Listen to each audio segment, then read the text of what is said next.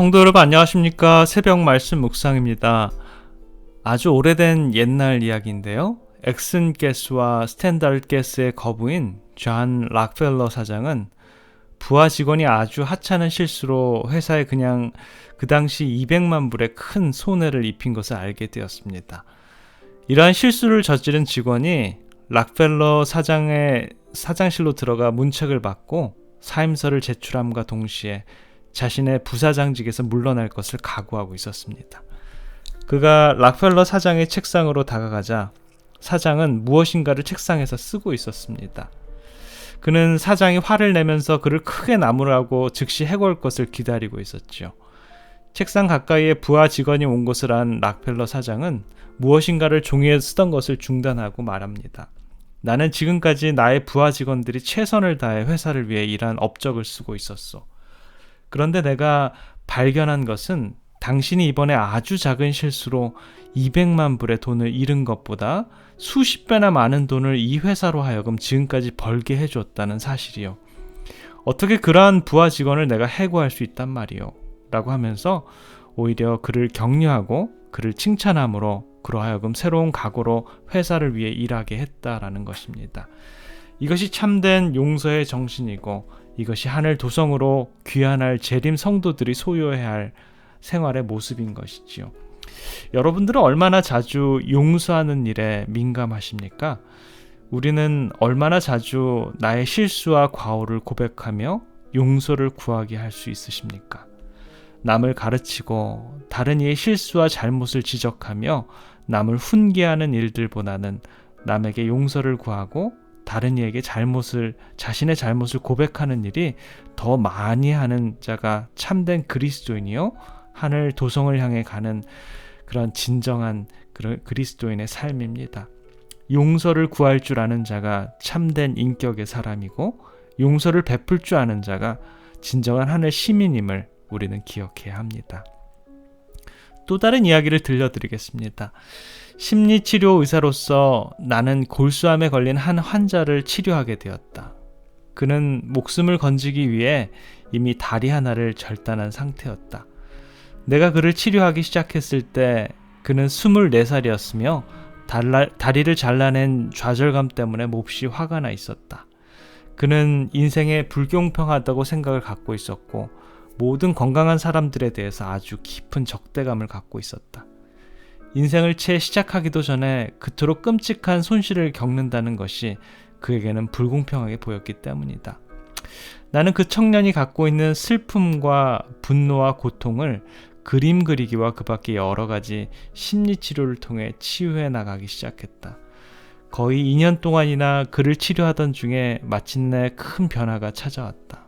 그는 서서히 자기 자신의 감옥으로부터 나오기 시작한 것이다.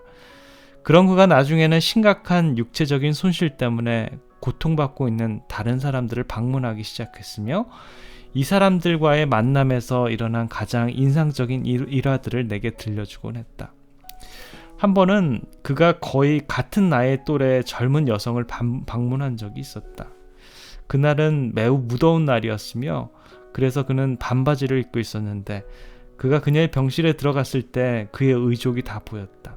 그 여성은 유방암으로 양쪽 가슴을 모두 절단한 상태였기 때문에 그를 쳐다보지도 않았으며 그에게 아무런 관심도 나타내지 않았다.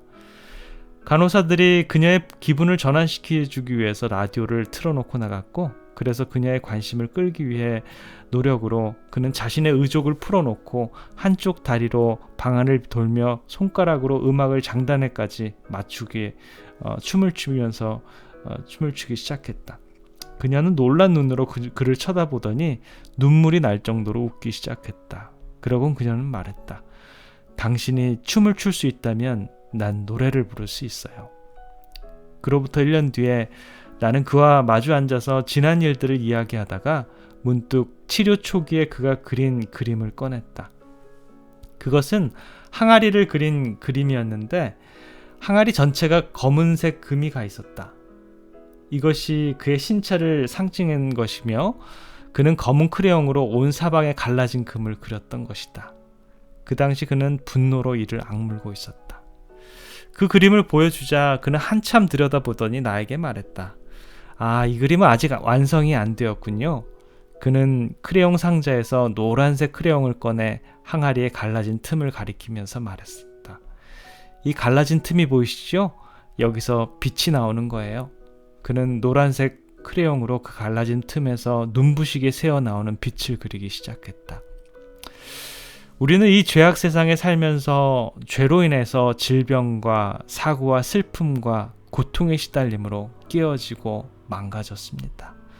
우리의 인생도 어쩌면 깨어지고 금이 간 항아리에 지나지 않습니다. 그러나 우리 속에 재림의 확실한 소망이 있기 때문에 우리 중에서도 하늘의 빛이 번져 나온다는 것이죠. 우리의 눈과 입과 말과 행동 속에서 확실히 이 땅에 오실 주님을 알고 그의 오심을 확고히 학수고대하고 있기 때문에 우리는 깨어진 항아리지만 그 속에 하늘이 담고 있는 것을 우리는 알 수 있습니다. 머지않아 우리 모두를 주께서 하늘 도성에 데리고 갈 것입니다. 그날까지 우리는 절대로 지치지 말고 또 낙심하지 말고 하늘 도성으로 귀환하는 일에 우리의 모든 힘을 다 쏟아야 할 것입니다. 우리의 삶 속에서 하늘의 빛이 번져 나오고 있습니까? 우리는 우리의 생활을 통해 하늘의 빛을 발하고 있습니까? 우리는 더 이상 희망이 없어 부서져 버릴 항아리가 아닙니다. 우리는 비록 죄로 인해서 금이 갔지만 그 틈을 따라 빛을 밖으로 내어 뿜는 재림 성도들입니다. 빛을 발하고 또 능력을 행사하는 것, 이것이 바로 하늘 도성을 향해 귀환하는 재림 성도들의 참된 모습인 것입니다. 기도하겠습니다.